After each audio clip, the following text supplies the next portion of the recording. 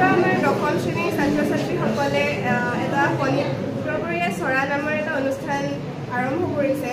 আমি গোটেই সপ্তাহটোত পঢ়া শুনাৰ পৰা অলপমান বিৰতি লৈ অসমীয়া বিষয়ৰ যোনটো পিৰিয়ড আমি পাইছোঁ, আমি এই পিৰিয়ডটোতে বেলেগ ধৰণৰ আমি যি কৰি ভাল পাওঁ তেনেকুৱা ধৰণৰ কিছুমান বিষয় বাছি লৈ আমি এটা পিৰিয়ড ইয়াৰ কাৰণে আমি নিজৰ কাৰণে ডেডিকেট কৰিব বিচাৰিছোঁ। গতিকে আজিৰ পৰা আমাৰ এই অনুষ্ঠানটো আৰম্ভ হৈছে।